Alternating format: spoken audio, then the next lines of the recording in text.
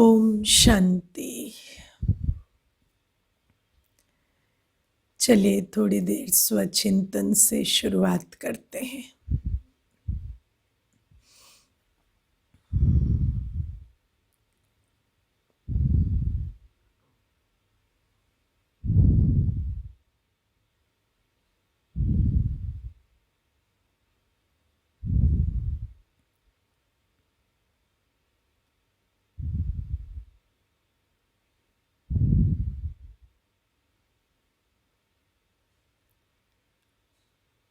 अपनी बुद्धि को बाहर की सभी बातों से निकालते हुए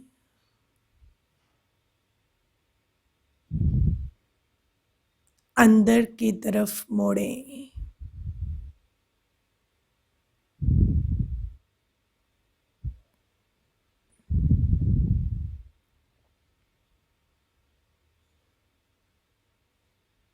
और इस अद्भुत सत्य को अनुभव करें।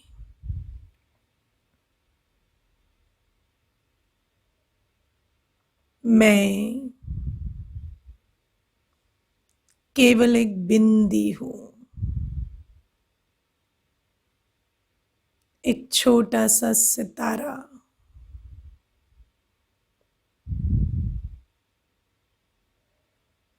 मैं आत्मा अजर अमर अविनाशी हूं।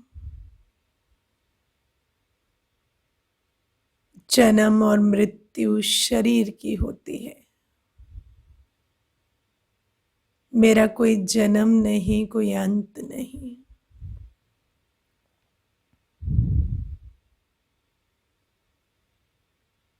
मैं दुख सुख से परे हूं। मैं सदा सुख स्वरूप हूं। जिसको मैं आज सुख समझती हूं वो तो प्लेजर है, इंद्रियों का रस है। वास्तव में मैं खुद ही सुख स्वरूप हूं।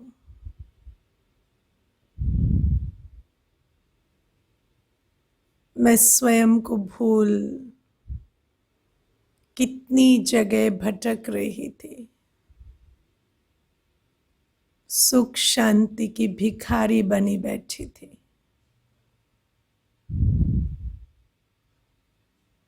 अपने आप को देखें।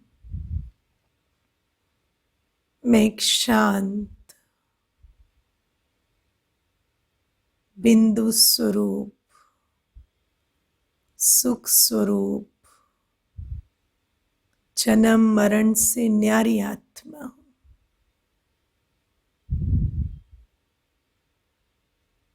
मैं कितने ही चक्करों में पड़ी हुई थी, कितनी मान्यताओं के कारण दुख का अनुभव कर रही थी। आज मुझे सत्य का पता चला है। मैं हूं ही सुख स्वरूप।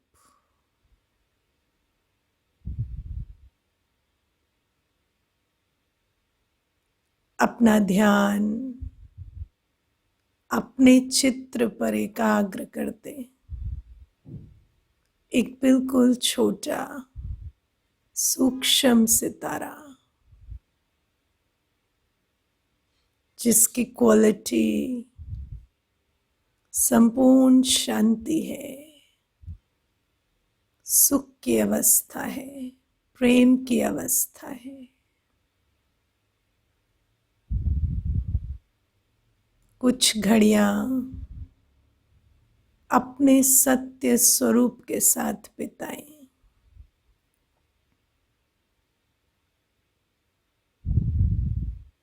अनुभव करें आप कौन हैं। अपने वास्तविक स्वरूप से संबंध बनाएं।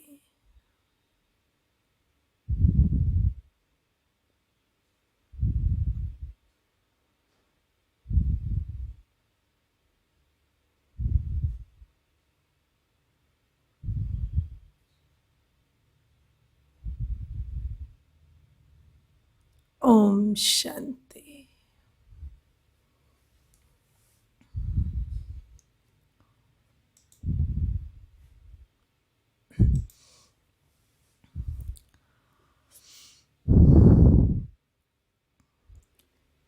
आप भगवान को बोलते थे कि मुझे सुख दो, मुझे शांति दो। हाँ? बोलते थे भगवान को, बोलते थे। हाँ? या ये थॉट क्रिएट करते थे बार बार कि मुझे सुख चाहिए, मुझे शांति चाहिए, मुझे प्यार चाहिए, है ना? जब हम ऐसा थॉट क्रिएट करते थे तो हमारे मन में ये विचार आता था कि सुख चाहिए माना बहुत पोजीशन हो, पैसा हो, बहुत सारा शॉपिंग कर सके, है ना, तो उससे मुझे सुख मिलेगा। या शांति चाहिए सोचते थे तो सोचते थे सब चुप हो जाए, मैं जब बोलूँ तब बोलूँ, बाकी टाइम मुझे कोई डिस्टर्ब ना करे या मुझे तंग ना करे। या प्यार चाहिए कहते थे तो सोचते थे शायद कोई ऐसा व्यक्ति चाहिए जो दिन भर कहता रहे मैं तुम्हें प्यार करता हूँ, मैं तुम्हें पसंद करता हूँ, तुम बहुत अच्छे हो, तुम बहुत अच्छे हो, है ना। लेकिन जो आपने पुकारा, जो आपने इच्छा प्रकट की कि मुझे सुख चाहिए, प्यार चाहिए, शांति चाहिए, वो आपको आज परमात्मा दे रहे हैं, उसकी विधि बता रहे हैं कि शांति का अनुभव, सुख का अनुभव, प्यार का अनुभव कैसे होगा। ये रियलाइज करके कि मैं सुख स्वरूप, शांत स्वरूप, प्रेम स्वरूप हूँ। लेकिन फिर भी हम कभी कभी कहेंगे नहीं, मुझे ऐसे नहीं चाहिए, है ना, मुझे वो व्यक्ति ही चाहिए, मुझे उसी को ढूंढना है ना, जो दिन भर आई लव यू कहता रहे, या मुझे सिचुएशन ही बदलनी चाहिए। तो सबसे बड़ी बात है कि हमें सुख, शांति, प्रेम चाहिए तो हमें उसकी सत्य विधि जो भगवान बता रहे हैं उसी से प्राप्त होगा। हम अपना आइडिया फिर भी एक्सरसाइज करते रहें कि नहीं हमें वैसे ही चाहिए, ऐसे नहीं चलेगा, तो फिर वो तो होने ही वाला नहीं है और इससे भी छूट जाएंगे। क्योंकि जो तरीका है जिससे हो सकता है वही, उसी से ही आपको ये प्राप्ति होगी। अगर वो तरीका आप नहीं अपनाएंगे तो ये प्राप्ति नहीं होने वाली, है ना। तो ये एक ही विधि है सुख शांति की, प्रेम की। कई बार मनुष्य कहता है कि जैसे मुझे किसी ने कहा कि मुझे सच्चा प्यार नहीं मिला, या मुझे ट्रू लव नहीं मिला, या मुझे वो साथी नहीं मिला जिसकी मैं वेट करती थी या जिसकी कल्पना करती थी। तो मैंने कहा वो नहीं, एग्जिस्ट ही नहीं करता है तो कहाँ से मिलेगा है ना। तो अगर आप जिंदगी भर भी उस साथी के लिए वेट करते रहेंगे तो वो नहीं मिलेगा। लेकिन हाँ, अगर आज आप जो भगवान हमें विधि बता रहे हैं लव्ड फील करने की, लवफुल फील करने की, वो क्या है कि मैं हूँ ही लवफुल, मुझे किसी के अप्रूवल की, एप्रिसिएशन की ज़रूरत नहीं है, प्रेम मेरा निजी स्वरूप है। यदि आप इस विधि को अपनाएंगे तो आपको वो सुख मिलेगा या वो प्रेम का अनुभव होगा। लेकिन अगर आप विधि नहीं अपनाएंगे और पूरी जीवन भी ढूंढते रहेंगे ना, कोई व्यक्ति ऐसा मिले, कोई सिचुएशन ऐसी मिले, वो नहीं मिलने वाली, क्योंकि वो है ही नहीं, वो एग्जिस्ट ही नहीं करते हैं, है ना। तो इसीलिए बाबा हमें सत्य बता रहे हैं। बाबा कौन है, भगवान कौन है, जो बता रहे हैं वो बातें मैं आपको बाद में बताऊंगी।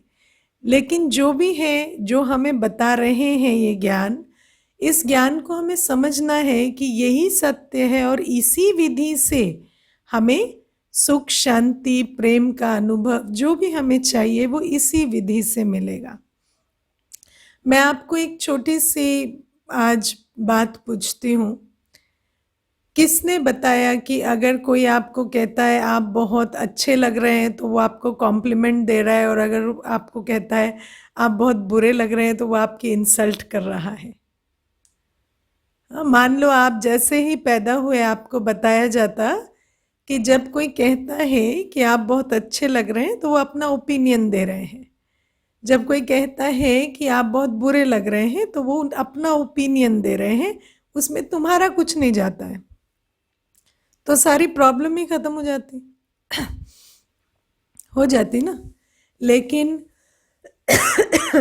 हमें ये ट्रेनिंग मिली कि जब कोई कहे आप बहुत अच्छे लग रहे हैं तो माना इसमें मेरी मेरी एप्रिसिएशन हुई, और अगर कोई कहता है बुरे लग रहे हैं तो हम मेरी इंसल्ट हुई। तो ये जो ट्रेनिंग है उसकी वजह से जैसे ही कोई कहता है आप अच्छे नहीं लग रहे तो मैं तो मेरी इंसल्ट हुई, मेरी इंसल्ट हुई, उन्होंने मेरी इंसल्ट की, उन्होंने मेरी इंसल्ट की, और फिर हम इंसल्टेड फील करते हैं। या मैं आपको एक छोटी सी बात बताती हूँ, किसने बताया कि दो एक से ज़्यादा वैल्यूएबल है, 2 इज़ ग्रेटर देन 1, या 1 इज़ लेस देन ट्रू? ये कोई सनातन सत्य है क्या? हाँ, या अगर आप बिलियनियर हैं तो आप रिच हैं, अगर आप मिलियनियर हैं तो आप पुअर हैं, या आपके पास इतना पैसा है तो आपका फ्यूचर सिक्योर है, अगर आपके पास इतना पैसा नहीं है तो आपका फ्यूचर सिक्योर नहीं है।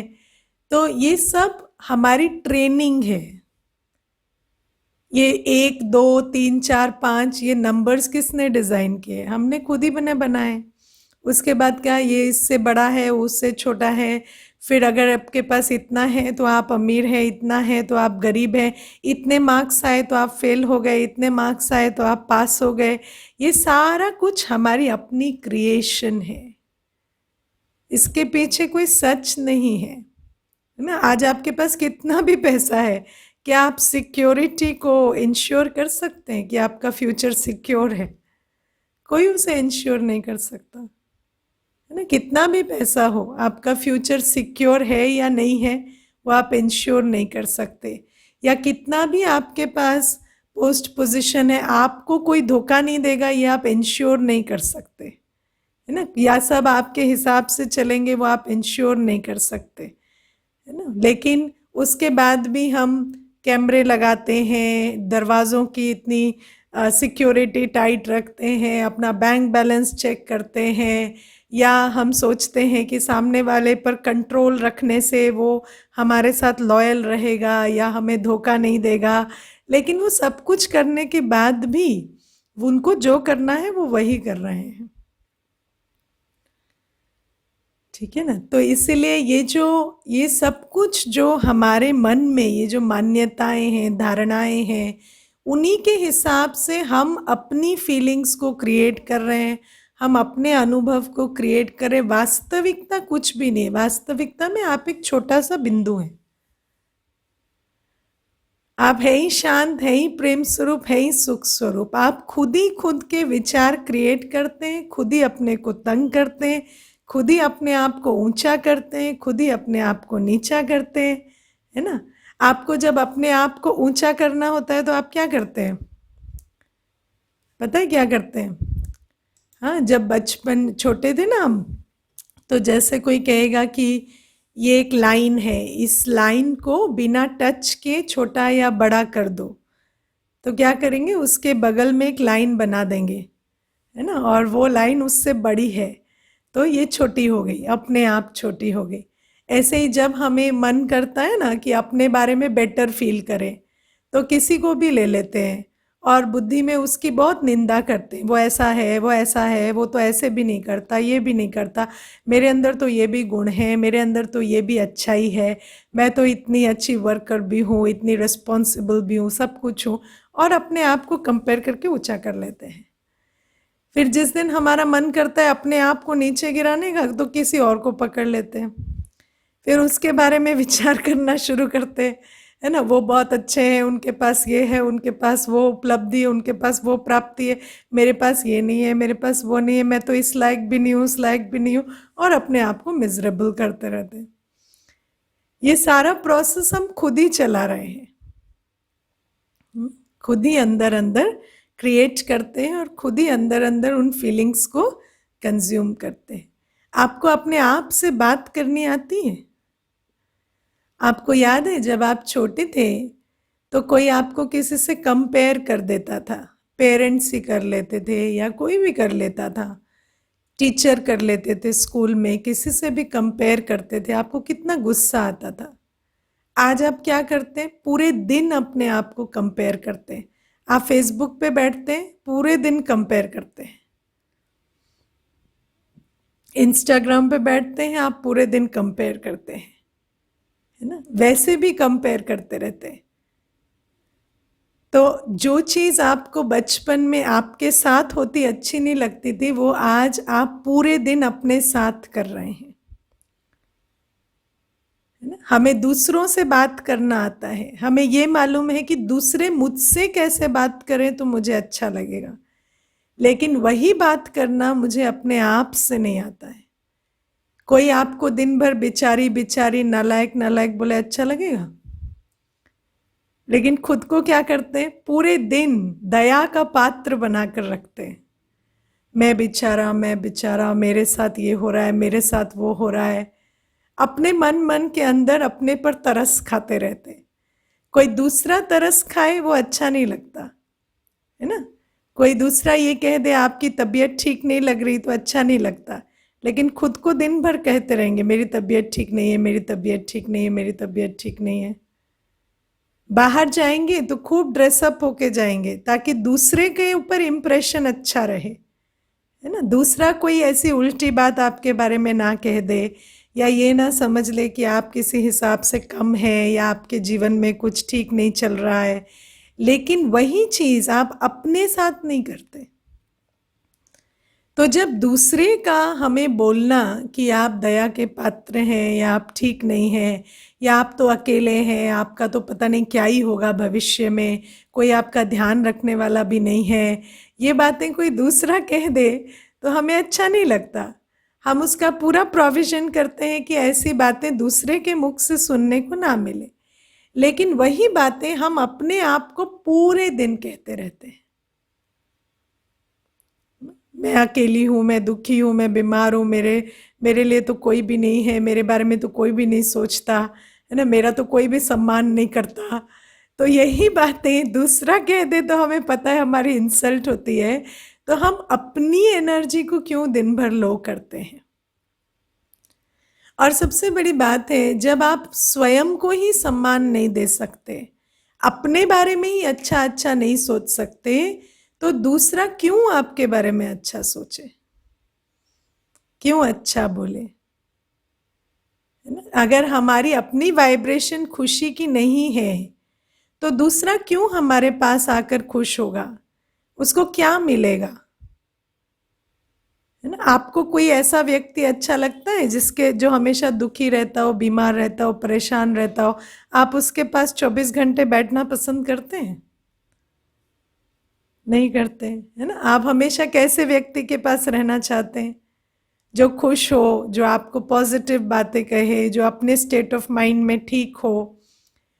तो आप भी जब वो स्टेट ऑफ माइंड अपने लिए क्रिएट करेंगे, तभी दूसरे लोग भी आपके आसपास रहना पसंद करेंगे या आपका साथ सहयोग पसंद करेंगे। तो सब कुछ शुरू होता है स्वयं से। यदि मैं स्वयं का ध्यान नहीं रख सकती, यदि मैं स्वयं से स्वयं ठीक से बातचीत नहीं कर सकती, यदि मैं अपनी स्थिति ठीक से नहीं क्रिएट कर सकती, तो मुझे दूसरे से ये एक्सपेक्टेशन नहीं रखनी चाहिए कि वो मेरा ख्याल रखे या वो मेरे साथ ठीक से चले, क्योंकि मेरी एनर्जी ही राइट नहीं है। आपने लॉ ऑफ अट्रैक्शन सुना है ना? आप जैसे हैं वैसी ही परिस्थितियों को अट्रैक्ट करते हैं। आपके आसपास वैसे ही लोग आएंगे जैसे आप हैं। अगर आप दुखी हैं, आप परेशान हैं, आप अपने को लाचार महसूस करते हैं, तो उसी तरह के लोग आपके आसपास भी रहेंगे। वो भी यही सोचते रहेंगे ये मुझे कॉम्प्लीमेंट दे, ये मुझे अप्रिसिएशन दे, मैं तो इनफ कर रहा हूँ, मुझे मेरे साथ ठीक नहीं हो रहा या मेरे साथ उतना रिटर्न में मुझे नहीं मिल रहा। जैसे विचार आप क्रिएट कर रहे हैं, आपके साथ वाला भी आपके साथ वही विचार क्रिएट करेगा। इसीलिए अपनी ऑरिक फील्ड को हमें खुद क्रिएट करना है। और सबसे बड़ी बात है कि यही सृष्टि का नियम है। ऐसा नहीं है कि इस सृष्टि में दूसरे किसी को आपका ध्यान रखने के लिए भेजा जाएगा, या दूसरे किसी को, या हमने पैदा होकर बहुत बड़ा एहसान कर दिया है और फिर आगे सारी जिम्मेवारी ब्रह्मांड की है हमें खुश रखने की, शांत रखने की। ऐसा कोई कॉन्ट्रैक्ट नहीं है। हम आए हैं, हमें अपना ध्यान खुद रखना है। ठीक है। और इन सब में हमारा जो साथी है वो परमात्मा है। आपने पहले भी सुना होगा कि आत्मा का सबसे बड़ा जो साथी है वो परमात्मा है, या परमात्मा के साथ आत्मा का संबंध है, सनातन जो शाश्वत संबंध या इटर्नल संबंध जो सदा आत्मा का साथी रहता है, वो परमात्मा है। लेकिन आज हम परमात्मा के साथ संबंध का अनुभव नहीं करते। हम अपने को देह समझते हैं और हम देहधारियों के साथ संबंध रखना चाहते हैं, है ना? यही है ना, हम देह समझते हैं, इसीलिए हमें क्या लगता है कि हमें देहधारी से संबंध रखना है। लेकिन ट्रुथ क्या है? हम हैं आत्मा और हमारे सर्व संबंध उसके साथ हैं जिसको देह नहीं है, क्योंकि देह तो हमने यहाँ ली है। हमारा वास्तविक स्वरूप क्या है? हम खुद भी देहधारी नहीं है, और हमारा सर्व संबंध भी उससे है जिसको देह नहीं है। लेकिन आज हम अपने आप को देह समझते हैं और उसके कारण हम जो देह में है उनके साथ संबंध का अनुभव करना चाहते हैं, और उस एक्सपेक्टेशन में धीरे धीरे धीरे धीरे खाली होते जा रहे हैं, है ना? आपको पता चल रहा है कि एक्सपेक्टेशन हमारे साथ क्या कर रही है? मैं कभी कभी इस बात पर विचार करती हूँ। देखो, एक माता पिता 2 बच्चे, 4 बच्चे, 6 बच्चे, उनको जन्म भी देते हैं, पालते पोसते हैं, बड़ा करते हैं।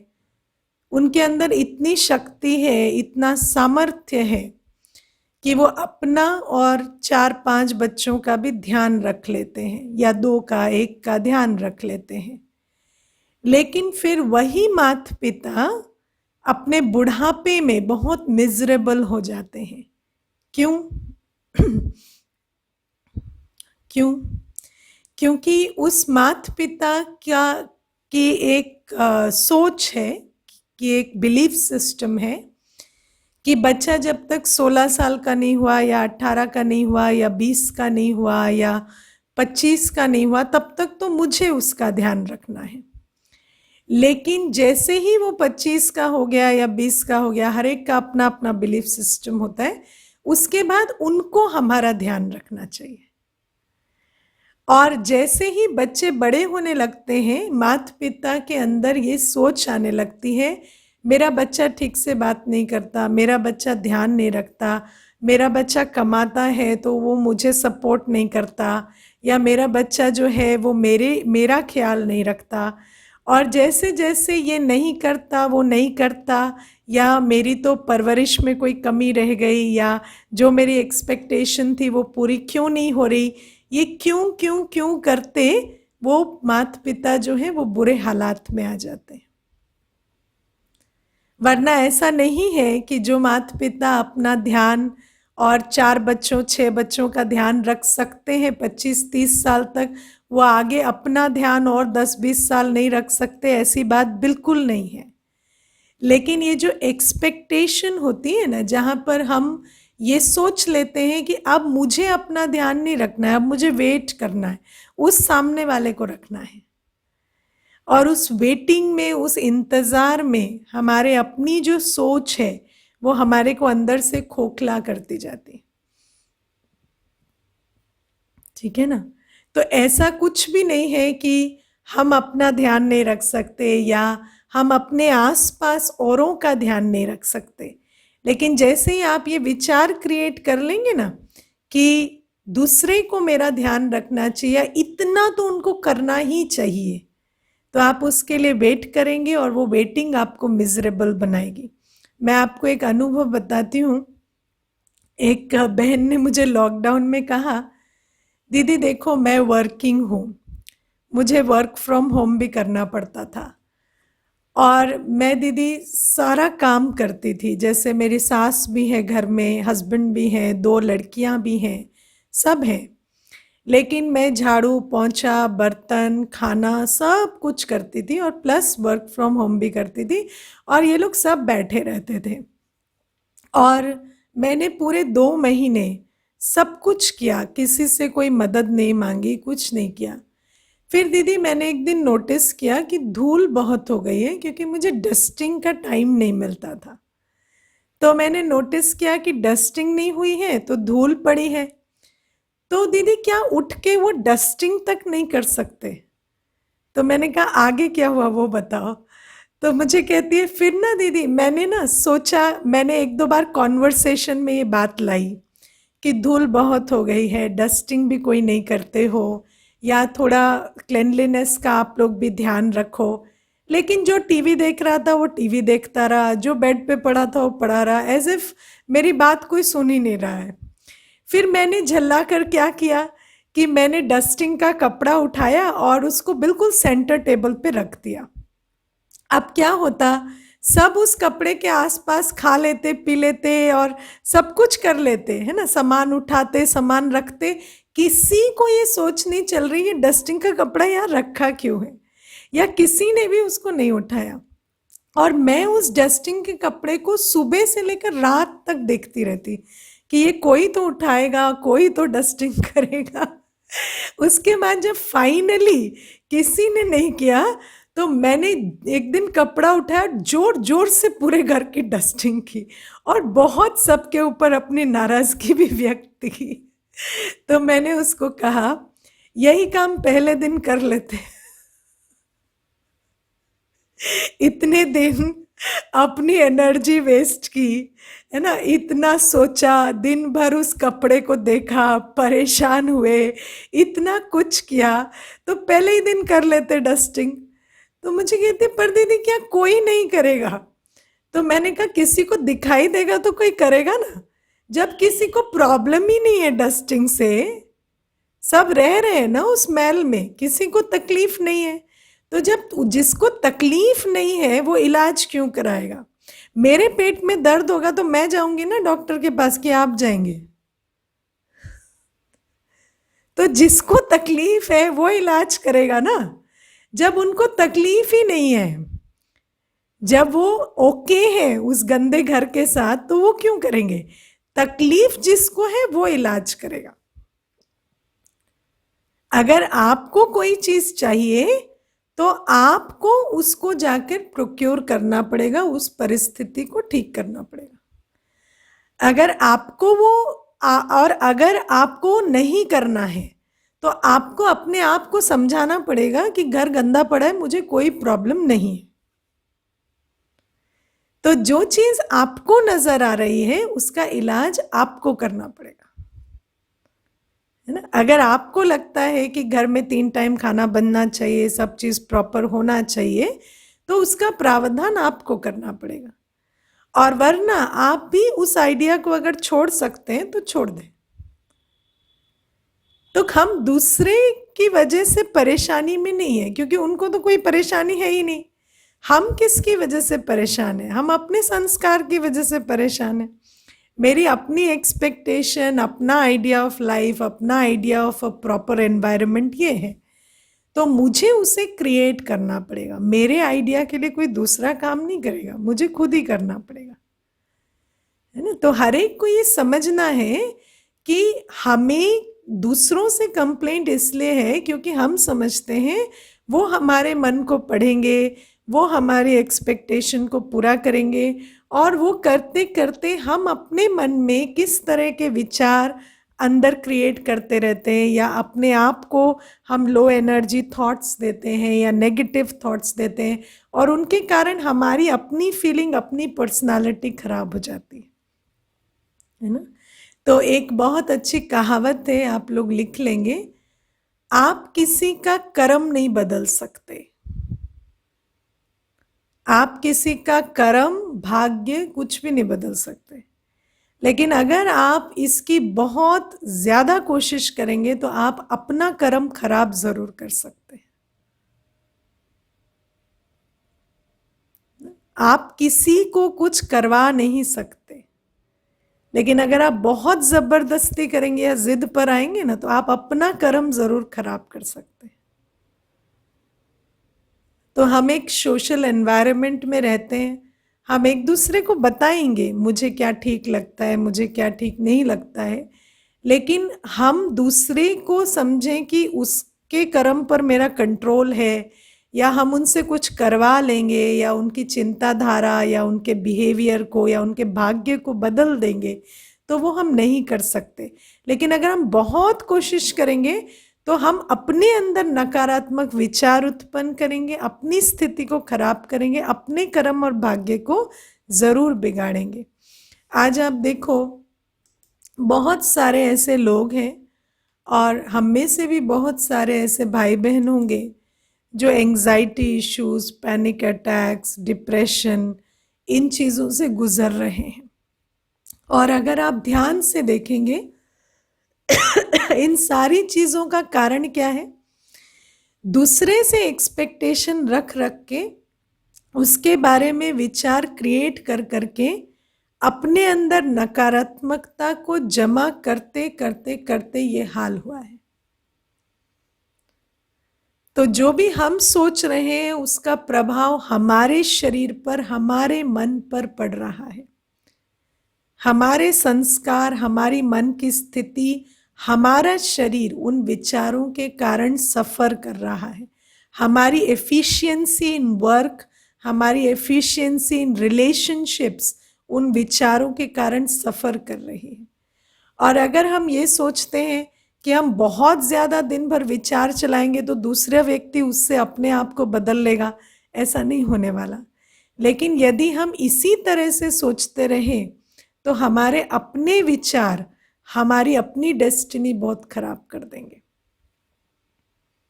ना। तो इन बातों को हमें बहुत अच्छे से समझना है कि जो भी हम संकल्प दिन भर ले रहे हैं, जो भी विचार हम क्रिएट कर रहे हैं, उसका प्रभाव मेरे मन पर, मेरे संस्कारों पर, मेरे शरीर पर पड़ रहा है। इसीलिए किसी के लिए वेट ना करें, अपने आप को ये संकल्प दें, मैं शांत स्वरूप हूँ, प्रेम स्वरूप हूँ, I am okay, I am fine, मैं बिल्कुल ठीक हूँ, मुझे कोई प्रॉब्लम नहीं है ना। अगर वो अपनी, हाँ, अगर कोई मेरे साथ है, मैं उनको अच्छी राय देती हूँ, वो करें तो भी उनकी मर्जी, वो ना करें तो भी उनकी मर्जी, मुझे उससे कोई प्रॉब्लम नहीं है। इस जोन में आपको सदा ही रहना है। और इसीलिए ये जो ज्ञान है आपको ये मिल रहा है कि आप आत्मा हैं, आपके अंदर शांत, प्रेम स्वरूप, सुख स्वरूप रहने की ताकत है, और ये आपको अपने लिए करना है। ये आपको किसी और के लिए नहीं करना है, आपको ये अपने लिए करना है, क्योंकि आपके विचार आपकी डेस्टिनी बना रहे हैं। ठीक है, तो इस बात को समझना है। दूसरा है परमात्मा से अपना संबंध बनाना, क्योंकि परमात्मा एक ही है जिससे हमें प्यार, शक्ति, शांति सब कुछ मिलता है। अब आप देखो, हम लोग मंदिर जाते हैं, है ना, हम लोग मंदिर जाते हैं। आप लोग सभी हिंदुइज्म प्रैक्टिस करते हैं, या कोई अगर कोई और भी रिलीजन प्रैक्टिस करते हैं तो वो अपने चर्च या गुरुद्वारे या मस्जिद कहीं पर भी जाते हैं। अब जब हम जाते हैं मंदिर तो हम सबसे पहले क्या करते हैं? हम सबसे पहले चप्पल उतारते हैं, है ना। और पंडित जी कहते हैं कि आप चमड़ा उतार दो, है ना, चमड़ा अंदर नहीं जाएगा। ठीक है ना। अब चमड़ा अंदर नहीं जाएगा और हम चप्पल उतारते हैं, कोई लेदर का पर्स होगा, बेल्ट होगी, सब उतारेंगे, हम जाएंगे अंदर। उसके बाद हम वहाँ जाने के बाद भगवान को अपनी सारी लिस्ट सुना देते हैं, है ना, कि आप ये प्रॉब्लम ठीक करो, आप वो करो, मुझे इस मुसीबत में क्यों डाल दिया, ये कोरोना वायरस ठीक क्यों नहीं कर रहे हो, है ना, क्यों क्यों क्यों, पूरी लिस्ट बना देते हैं। ठीक है ना। और फिर हम आ जाते हैं और वेट करते हैं कि भगवान कुछ करेंगे, राइट। लेकिन परमात्मा के साथ संबंध बनाने का ये तरीका नहीं है। अब आप देखो, अगर सचमुच परमात्मा से मिलने के लिए चमड़ा उतारना पड़ता है तो ये बॉडी किसकी बनी है? बॉडी भी तो चमड़े की बनी है ना। तो फिर जब हम बाकी चमड़ा उतारते हैं तो ये शरीर लेकर हम अंदर कैसे चले जाते हैं? तो हमें ये जो हम रोज करते हैं ना उसका अर्थ समझना पड़ेगा कि उसके पीछे आध्यात्मिक सत्य क्या है। तो धर्म और आध्यात्म में एक मूल फर्क है। धर्म कहता है कि जो आप कर रहे हैं वो क्या करना है क्या नहीं करना है ना। कहाँ उल्टा फेरा लेना है, कहाँ सीधा लेना है, कहाँ घी का दीप जलाना है, कहाँ कोई और दीप जलाना है ना, कहाँ चप्पल उतारनी है, कहाँ वाइट पहनना है, कहाँ पर सैफरन पहनना है। धर्म मीन्स बाहर की चीज़ें है ना, क्या जलाना है, बाहर से दीप जलाना है, बाहर से फूल चढ़ाने हैं। तो धर्म हमें कहते हैं ये करो ये मत करो। आध्यात्म में हम समझते हैं कोई भी चीज़ जब हम कर रहे हैं तो अंदर हमें क्या विचार करना है, क्या स्थिति बनानी है, क्या स्मृति रखनी है ना। और धर्म में ये एक चीज़ जो है ये मिसिंग हो गई धीरे धीरे। पहले तो जब धर्म शुरू हुआ तो ये चीज़ें होंगी उसके अंदर, लेकिन धीरे धीरे ये चीज़ें मिसिंग हो गई। तो जब हम कहते चमड़ा उतार के अंदर जाना तो उसका भावार्थ क्या है कि परमात्मा से मिलने के लिए आपको भूलना पड़ेगा आप ये चमड़े की देह है। परमात्मा से कनेक्शन कब होता है? जब हम इस शरीर को भूल अपने को आत्मा निश्चय करते हैं। इसीलिए गीता में लिखा है देह सहित देह के सब धर्मों संबंधों को भूल अपने को आत्मा समझ मुझे याद करो तो मैं तुम्हें तुम्हारे पापों से छुड़ा दूंगा। लेकिन वो कब होगा? जब हम अपने आप को जब इस देह से न्यारी आत्मा निश्चय करेंगे। तो जब हम आत्मा निश्चय करेंगे तो हमें परमात्मा के साथ कनेक्शन होगा, और परमात्मा से कनेक्शन करके हमें परमात्मा को लिस्ट नहीं पकड़ानी होती। आप ये करो, आप वो करो, आप ऐसा करो, आप वैसा करो। उनको नहीं पता उनको क्या करना है। आप भगवान आपसे पूछेंगे उनको क्या करना चाहिए क्या नहीं करना चाहिए, है ना। उनको तो पता होगा ना, इसलिए तो भगवान है ना। या भगवान को हम बताएंगे कि ये करना है वो करना है। शायद भगवान सो रहे होंगे, उनको पता नहीं कोरोना वायरस से भगाना है या ये प्रॉब्लम है ठीक करनी है। या आपको लगता है आपको भगवान को बताना पड़ेगा, उनको थोड़ा पता नहीं चल रहा है आजकल क्या करना है क्या नहीं करना है, ऐसा। हाँ, तो भगवान को पता है उसको क्या करना है क्या नहीं करना है, वो हमें उनको नहीं बताना। परमात्मा को इंस्ट्रक्शन नहीं देने होते, हमें अपने को देह से न्यारी आत्मा समझ ये अनुभव करना होता है कि परमात्मा के मैं सामने बैठी हूँ। जैसे मैं आत्मा खुद को नहीं देख पाती ना, ऐसे मैं परमात्मा को भी इन दो आंखों से देख नहीं सकती, लेकिन वो है ये निश्चय रखना होता है। और उसके बाद ये समझना होता है कि परमात्मा से मेरे अंदर शक्ति भर रही है। इसीलिए आप गीत गाते थे ना, तू प्यार का सागर है तेरी एक बूंद के प्यासे हम। तो परमात्मा को हम क्या कहते हैं? शांति का सागर, प्रेम का सागर, सुख का सागर, आनंद का सागर, सर्वशक्तिवान। तो जब हम परमात्मा के सामने बैठते हैं तो हमें अनुभव करना है कि परमात्मा से मुझे शांति की शक्ति मिल रही है, प्रेम की शक्ति मिल रही है, सुख की मिल रही है, मुझे सहन शक्ति मिल रही है, मुझे सामना करने की शक्ति मिल रही है। सर्वशक्तिवान है ना। तो जब मुझे ये शक्तियाँ मिल रही हैं तो मैं भरपूर होती जा रही हूँ, और जब मैं शक्तिशाली हूँ तो मैं किसी भी प्रॉब्लम को सॉल्व कर सकती हूँ। ऐसी कौन सी प्रॉब्लम है आपकी ज़िंदगी में जो शांति से, प्रेम से, सुख से सॉल्व नहीं हो सकती? अगर आपकी स्थिति ठीक है तो परिस्थिति बहुत छोटी है। आपको पता है परिस्थिति बड़ी कब होती है? जब आपकी स्थिति कमजोर होती है। स्थिति और परिस्थिति इन्वर्सली प्रोपोर्शनल है। परिस्थिति बड़ी कब है? जब स्थिति कमजोर है। जब स्थिति ऊंची है तो परिस्थिति बहुत छोटी है। तो ऐसी कोई भी परिस्थिति नहीं है जिसको आप सॉल्व नहीं कर सकते। आपके जीवन में ऐसी कोई परिस्थिति आ ही नहीं सकती जो आपसे बड़ी हो। ये सृष्टि का सिद्धांत है। लेकिन हमें ऐसा क्यों लगता है कि ये सिचुएशन बहुत बड़ी है?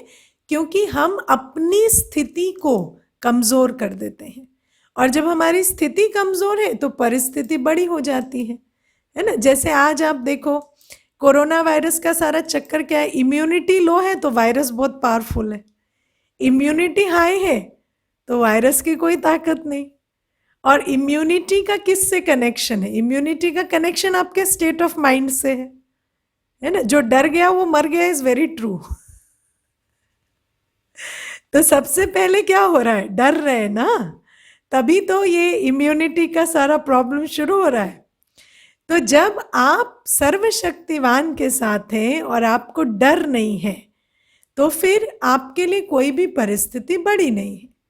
और जब आपकी माइंड को कोई चीज अटैक नहीं कर सकती, तो आपकी लाइफ को नहीं कर सकती। इस चीज को आप समझिए। इस पूरी दुनिया में जो भी कुछ हो रहा है ना, वो आपके जीवन में कहां से प्रवेश करता है? आपके मन के द्वारा। आपके मन के द्वारा वो प्रवेश करता है।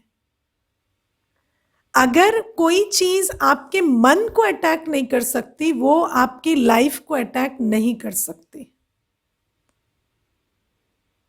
ठीक है? यदि कोई भी चीज आपके मन को अटैक नहीं कर सकती, आपको ताकतवर से कमजोर, शांत से अशांत, दुखी से सुखी, सुखी से दुखी नहीं बना सकती, तो वो आपकी लाइफ पर कोई प्रभाव नहीं डाल सकती। हमारी जीवन में जो होता है वो हमारा भाग्य नहीं बदलता, हम उस पर जैसे रिस्पॉन्ड करते हैं उससे हमारा भाग्य बदलता है। समझ आती है ये बात? मैं आपको एक छोटा सा इंसिडेंट सुनाती हूँ। एक माता ना एक बार बिल्कुल भागी भागी सेंटर आई। उसकी हालत बहुत खराब थी, ऑलमोस्ट रो रही थी। तो मैंने उसको पूछा क्या हुआ, तो कहती दीदी आज बहुत बड़ी गलती हो गई, आज बहुत बड़ी गलती हो गई। तो मैंने कहा हुआ क्या? तो बैठो बताओ। तो कहती है कि दीदी आपको तो पता है मेरे ससुर कैसे हैं, पूरे दिन वो चिल्लाते रहते हैं मेरे पे, हमेशा कमी निकालते रहते हैं, हमेशा कुछ ना कुछ क्रिटिसिज्म, गालियां देते रहते हैं, दिन भर लाउड टीवी देखते हैं, उनकी कोई लाइफस्टाइल नहीं है। तो मैंने कहा "हाँ, ये सब तो मुझे पता है, ये तो पुरानी बातें हैं"। तो फिर कहती है दीदी फिर क्या हुआ कि मैं हमेशा चुप रहती थी, तो मेरे हस्बैंड मेरे साथ ठीक रहते थे, मेरे साथ कभी उन्होंने मुझे कभी कोई चीज़ करने को नहीं कहा, या उन्होंने मेरे को कभी कंप्लेंट नहीं की। इनफैक्ट मैं जब उनको कंप्लेंट करती भी थी सुन लेते थे कि हाँ ठीक है, इतना कह देते थे। लेकिन आज क्या हुआ कि सुबह सुबह ससुर कुछ कहने लगे और मुझे बहुत गुस्सा आया, और मैंने वहाँ पर उनको बहुत सारी बातें अपशब्द कह दिए। जब मैंने कह दिए तो कहने के बाद मैं थोड़ी, मुझे अपसेट लगा क्योंकि मैंने कभी कहा नहीं था। तो मैं अंदर गई, और अंदर गई तो मैं हस्बैंड को कहने लगी कि आप जानते हो आज तो हद ही हो गई थी, आज तो उन्होंने ऐसा कह दिया, ऐसा कह दिया, इस कारण से मुझे बोलना पड़ा। या तो हस्बैंड मुझे कहते हैं कि वो मेरे पिताजी हैं, तुम्हें क्या लगता है मैं नहीं जानता वो कैसे हैं? मैंने अपना पूरा जीवन उनके साथ बिताया है, वो बहुत डिफिकल्ट आदमी है। उनके साथ मेरी माँ भी बहुत मुश्किल से रहती थी। ऐसा नहीं है कि मैं अपने पिताजी को नहीं जानता, मैं उन्हें इतने सालों से जानता हूँ कि मैं जानता हूँ कि वो आपके साथ क्या करते होंगे और किस तरह का व्यवहार करते होंगे, और इस चीज़ के लिए मैं आपका सम्मान भी करता था। लेकिन आज मैं ये भी जान गया कि आप कैसे हैं, और मुझे इस बात का दुख नहीं है कि वो तो बुरे थे, बुरे हैं, पर अब मुझे ये भी पता है कि आप में और उनमें भी कोई फर्क नहीं है, और आप भी वही भाषा बोलते हैं जो वो बोलते हैं। तो हाँ, आज तक मैं पिताजी को बर्दाश्त कर रहा था, अब आपको भी करूँगा। और वो कहकर ऑफिस चले गए, और ये इनकी बहुत बुरी हालत हो गई, ये दौड़ते हुए आई। तो मैंने उनको कहा कि वो मुझे कहने लगी, दीदी देखो इतने साल से मैं कुछ कहती नहीं थी। तो मैंने कहा जब नहीं कहते थे तो नहीं कहते ना, अगर कहना था तो पहले ही दिन कह देते, और अगर नहीं कह रहे थे तो फिर क्यों बोला आज, फिर आज छोड़ देते। क्योंकि सबसे बड़ी बात है, हमारी परिस्थितियों के कारण हमारे को कोई दिक्कत नहीं हुई। अगर हमने सहा तो उसका सम्मान भी हुआ है। अगर मैंने उनको बर्दाश्त किया तो उसकी पति ने कदर भी की थी। ऐसा भी कोई नहीं था कि वो इस बात को समझते नहीं थे या केयर नहीं करते थे। लेकिन जब मैंने ये रिस्पॉन्सिबिलिटी उठा ही ली कि मुझे अपनी लड़ाई खुद लड़नी है, तो अब मैं क्यों एक्सपेक्ट करती हूँ कि वो मुझे सपोर्ट करेंगे। तो फिर you are on your own. अब आप दिन भर लड़ते रहो, अब वो तो ऑफिस चले जाएंगे, आप दोनों बैठकर लड़ते रहना सुबह से शाम तक। तो ये जो बात है, इसको हमें समझना होता है कि कोई भी सिचुएशन हमारे साथ गलत नहीं कर सकती। मैं अपनी इस पूरी यात्रा में बहुत सारी ऐसी परिस्थितियों में रही हूँ जहाँ पर सिचुएशंस, लोग, बहुत सारी चीज़ें मेरे अगेंस्ट रहे हैं, लेकिन मैंने कभी उन चीज़ों को मुझे अफेक्ट नहीं करने दिया और रिएक्ट नहीं किया, और मैंने अपने आप को डिग्निटी से कंडक्ट किया। इसीलिए जिन लोगों को जिसने भी जो भी किया, वो कुछ समय के बाद, जैसे होता है ना, कोई आपको डिफेम करता है, कोई आपके बारे में कुछ कहता है, लेकिन जब मैं रिएक्ट ही नहीं करती थी तो कुछ समय के बाद सुनने वाला यही कहता था कि ये तो कभी रिएक्ट ही नहीं करते, वही कहते चले जा रहे हैं, पता नहीं उनका तो क्या ही चक्कर है या क्या तकलीफ है उनको, वो कॉन्स्टेंटली इनके बारे में कहते, ये तो कहते नहीं है। मुझे कोई पूछता भी था तो मैं कहती थी कोई बात नहीं, आपके सामने हूँ मैं, आपको जो देखना है, जो परखना है आप देख लीजिए, परख लीजिए, किसी से सुनकर क्यों, हम तो साथ में है ना, हम, आप मेरे सामने बैठे, मैं आपके सामने बैठी हूँ, आप अपनी जजमेंट करिए। तो ये जो बातें हैं, आपको कभी भी रिएक्ट नहीं करना है। सामने वाला कुछ भी करे, अगर वो आपके मन को नहीं हिला सकता, वो आपके जीवन पर प्रभाव नहीं डाल सकता। और जैसे ही उसने आपके मन को प्रभावित कर दिया, तो फिर आपका मन आपके व्यवहार, आपके शरीर, आपके संबंध, आपकी परफॉर्मेंस, सब पे असर डालेगा, और फिर वो आपका भाग्य बदलेगा। वो व्यक्ति नहीं, आपका अपना मन, है ना। और परमात्मा के पास क्यों जाना होता है? ताकि हम अपने मन को एम्पावर कर सके। धीरे धीरे हम इन विधियों को सीखेंगे, परमात्मा को भी ठीक से समझेंगे। जैसे हमने आत्मा के बारे में इतनी डिटेल समझी, परमात्मा की भी डिटेल समझेंगे। लेकिन आज से मैं चाहती हूँ आप थोड़ा परमात्मा के बारे में सोचना शुरू करें, है ना, कि किस तरह से वो जो दिखाई नहीं देता वो आपके आसपास है, और वो शांति प्रेम का सागर है। तो जैसे आप देखो, फूलों के पास जाकर आपको खुशबू या रंग या सुंदरता मांगनी नहीं पड़ती। जैसे ही आप बगीचे में गए तो खुशबू, सुंदरता आपको आसपास बिखरी होती है ना, ऐसे ही जैसे ही आप अपने आप को बुद्धि से, हर बात से अलग करके ये समझेंगे मैं आत्मा, परमात्मा की संतान हूँ, और परमात्मा मेरे सम्मुख उपस्थित है, और उनकी शांति प्रेम मुझे प्राप्त हो रहा है सुंदर रश्मियों के, किरणों के रूप में। तो आप उस उपस्थिति से, उस संग से, उस सानिध्य से अपने आप को भरपूर बना सकेंगे।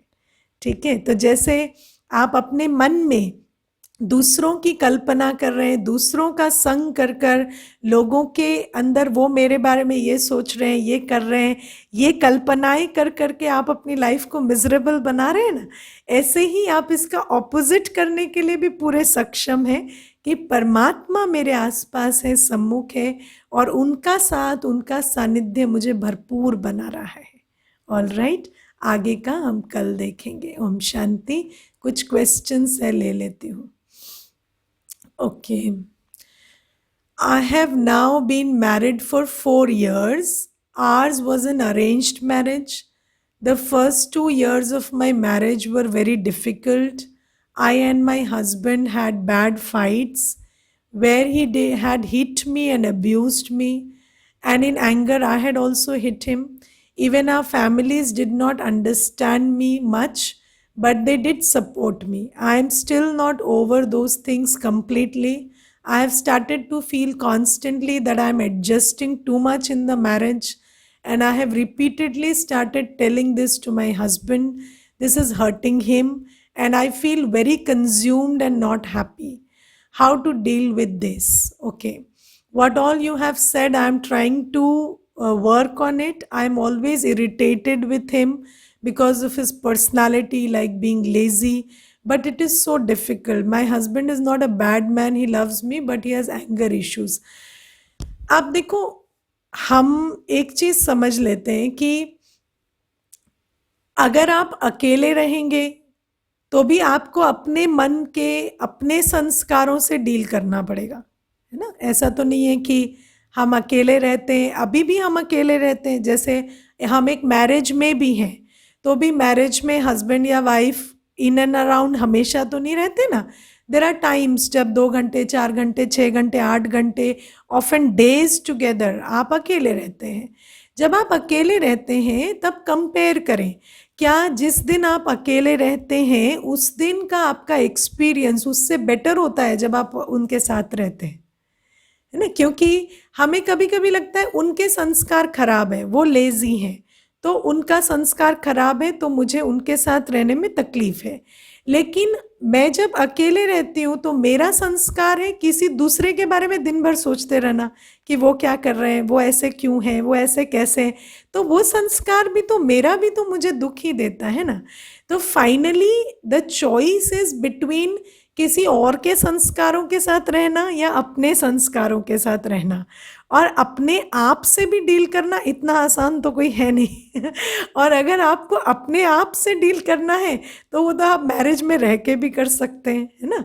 तो मैं समझती हूँ कि कोई भी रिश्ता, क्योंकि आप देखो जब आप उनके साथ रहकर उनके विचारों को रोक नहीं पा रहे, तो मैं नहीं समझती अगर आप अलग भी हो जाएंगे तो भी आप उनके बारे में सोचना छोड़ देंगे, है ना? क्योंकि हमें आदत है दूसरों के बारे में सोचने की। तो आप जैसे अभी उनके बारे में सोच रहे हैं बाद में भी सोचेंगे, और आपकी सोच ही आपकी प्रॉब्लम है, वो नहीं है। नहीं तो आप एक छत के नीचे रहकर भी अगर आप उनके बारे में सोचना छोड़ दें या उनके संस्कारों का इतना चिंतन छोड़ दें तो आप अभी भी खुश हो सकते हैं। तो आपका जो सोचने का संस्कार है उससे आपको डील करना है, आपको उस व्यक्ति से डील नहीं करना है। और अगर पास्ट में कोई बातें हुई भी हैं तो अभी देखो 2 साल मार पिटाई हुई, जो भी हुआ, उसके बाद भी तो आप छोड़ के नहीं गए ना, आपने फिर भी तो 2 साल निकाले ना। तो इसका मतलब क्या है कि आपने वो चॉइस ली है कि उनके साथ रहना है, तो आपको सोचना पड़ेगा आपने वो चॉइस क्यों ली थी। जब जब छोड़ना था तो 2 साल पहले छोड़ देते, लेकिन अगर वो चॉइस ली है तो आप समझो कि ठीक है इतना बुरा भी नहीं था, तभी तो आप 2 साल उनके साथ आगे भी निकाले। तो अब अपने आप को भी माफ़ करें, उन बातों को भी माफ़ करें और उस बात को लेट गो कर कर आगे रिश्ते को वर्क करने की कोशिश करें। आज आपको नया ज्ञान मिल रहा है, कोशिश करें। छोड़ना तो 1 मिनट की बात है, आज नहीं तो 1 साल के बाद भी छोड़ सकते हैं, 2 के बाद भी छोड़ सकते हैं, इतनी हड़बड़ी क्या है। पहले थोड़ा ट्राई कर लेते हैं कि ज्ञान स्वरूप होकर चलने से कुछ बेहतर हो रहा है या नहीं, और आगे अगर नहीं होगा तो 1-2 साल के बाद छोड़ देना, इसमें इतनी बुरी बात क्या है ना? तो छोड़ने की इतनी हड़बड़ी नहीं होनी चाहिए। और वैसे भी कोई छोड़ नहीं रहा है, ये सब क्या होता है, ये सब भी टाइम पास होता है, खाली बैठे होते हैं ना, तो इसको छोड़ दे उसको छोड़ दे, ये अच्छा नहीं लग रहा वो अच्छा नहीं लग रहा, ऐसा कुछ नहीं है ना? अच्छा, मेरा खुद घर नहीं हो पा रहा है, उसका उसका करना मेरे मन चिड़चिड़ हो रहा है, जबकि मैं रोज़ ज्ञान सुनती हूँ। मुझे नहीं समझ आया आपका प्रश्न, आप क्लियरली लिखना बाद में, है ना? Okay. My husband follows his own spiritual path, which was also a reason of our fights. I am constantly irritated with him on this. I don't know why. I stop him from doing activities related to his spirituality. I also stop him from doing seva and charity work. I know this is very wrong, but this all irritation is also because of my expectations, and that I constantly question the correlation between his anger issues and spirituality. देखो क्या है ना कि हम हमें उनकी spirituality से problem नहीं है, वो हमें उनके चैरिटी से भी प्रॉब्लम नहीं है, हमें समझ आता है वो अच्छा है, लेकिन हमारे अंदर एक नोशन है जो भी वो कर रहे हैं वो मेरे साथ करें या मेरे को इंक्लूड करके करें। तो ये जो मैंपन है ना, ये हमें बहुत दुख देता है ना। मेरा क्या पोजीशन है, या मुझे क्यों नहीं डिस्कस किया, मुझे क्यों नहीं इंक्लूड किया।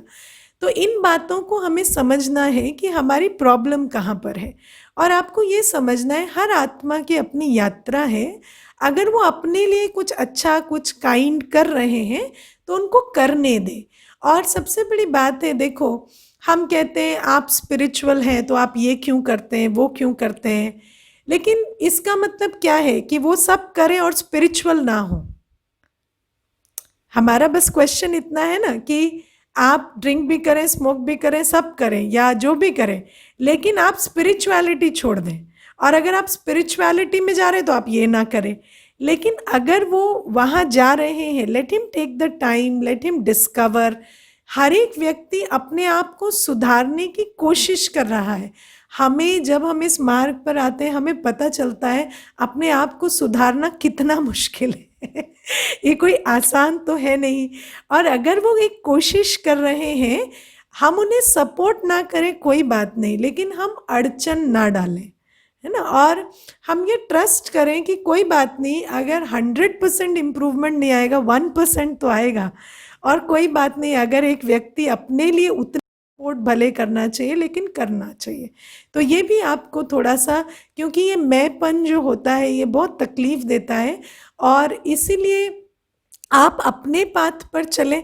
मैं आपको बताऊं, मैं जब स्पिरिचुअल पाथ पर आई तो उससे भी पहले मुझे मेरे जो हस्बैंड हैं उन्होंने ये बताया कि एज अ सोल हमारा दोनों का कार्मिक अकाउंट अलग अलग है ना। तो मुझे इस बात पे इतना गुस्सा आया था, मुझे लगा अच्छा जी, आज तक तो हम ये समझते आए थे कि हमारा जॉइंट अकाउंट है, अभी तुमने अकाउंट अलग अलग कर दिया।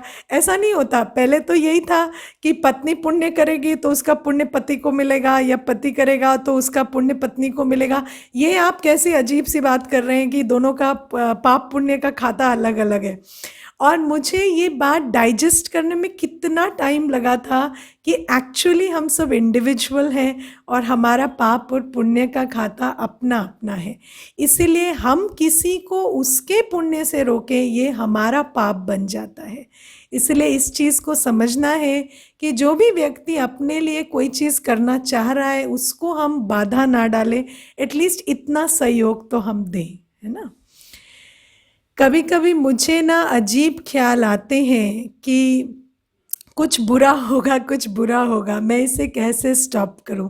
जितनी बार आपको ये ख्याल आता है ना, आप अपने आप को कहें नहीं, मेरे साथ सिर्फ और सिर्फ अच्छा होगा, है ना। सिर्फ और सिर्फ अच्छा होगा। ख्याल ही ख्याल को बदलता है, ठीक है।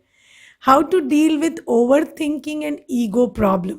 ईगो को तो हम समझ रहे हैं ना, ego is I am right and मेरे हिसाब से होना चाहिए।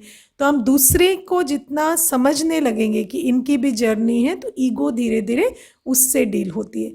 ओवर थिंकिंग फेथ से ठीक होती है। जैसे अभी हम परमात्मा के बारे में समझ रहे हैं ना, तो जितना जितना आपके अंदर संबंध और सरेंडर और निश्चय आता जाएगा कि भगवान बैठा है, तो आपके अंदर ओवर थिंकिंग जो फियर से या चिंता से होती है वो धीरे धीरे घटने लगेगी। ये एक प्रोसेस है, धीरे धीरे होगा। हाँ, in case of joint decision, is it possible to solve the problem my self.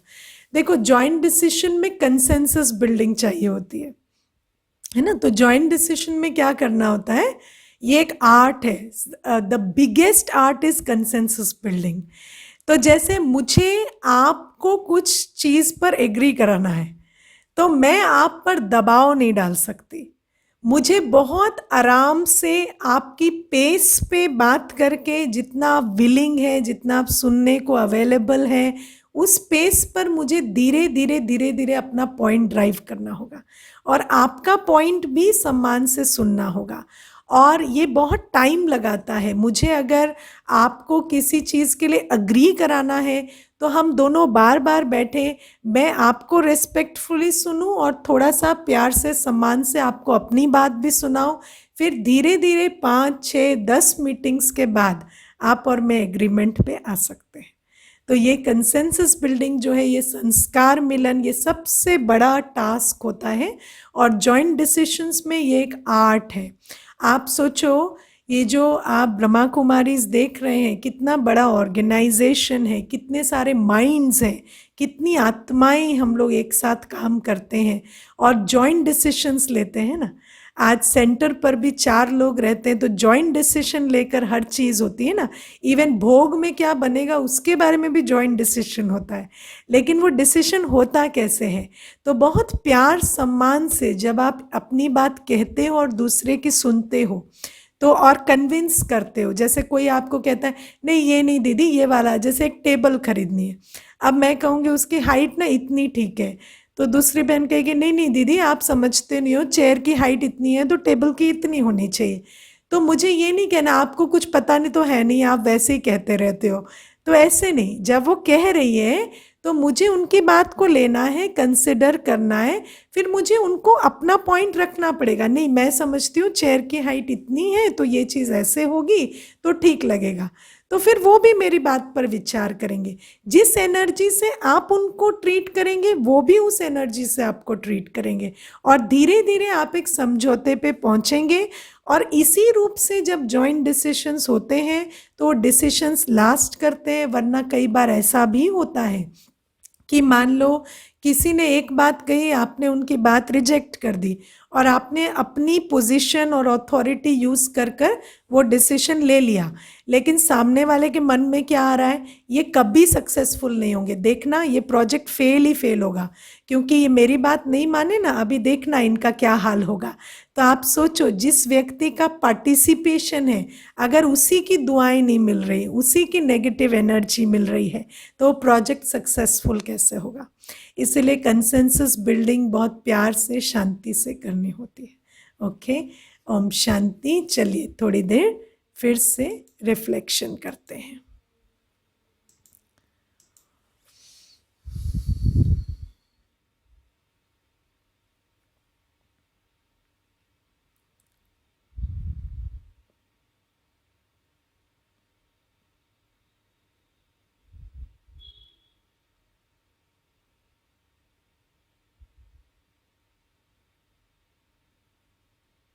कुछ घड़ियों के लिए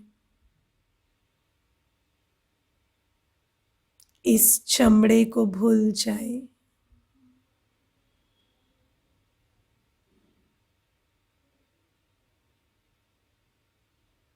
मैं मात्र एक सुंदर सितारा हूं, एक प्रकाश, एक ऊर्जा।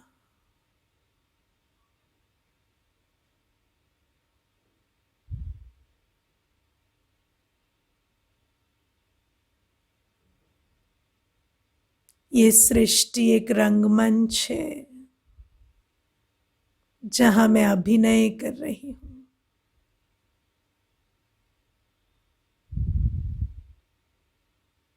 मेरा वास्तविक घर, मेरे वास्तविक पिता कोई और है।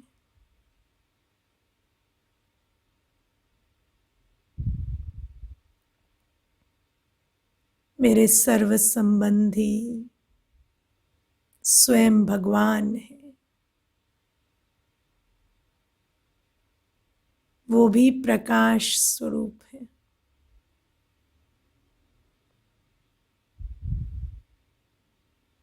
अनुभव करें, आपके सामने आप ही के जैसे दिखने वाले प्रकाश स्वरूप परमपिता परमात्मा उपस्थित है।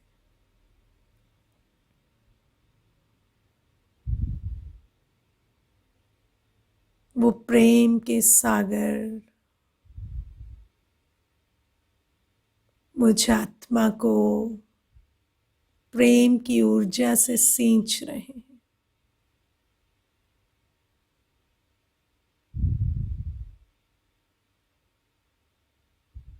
परमात्मा से प्रेम की सफेद सुंदर किरणें मुझ आत्मा तक पहुंच रही हैं।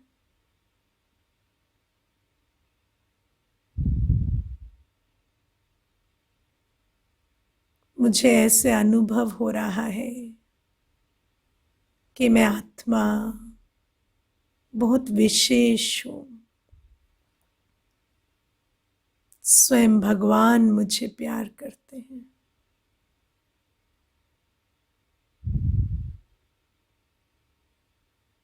मैं जो हूं, जैसी हूं, मुझे स्वयं भगवान स्वीकार करते हैं।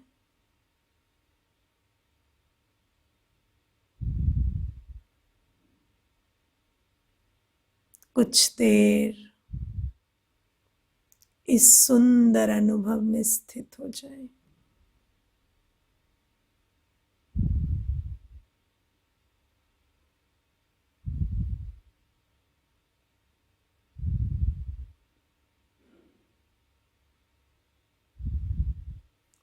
शांति।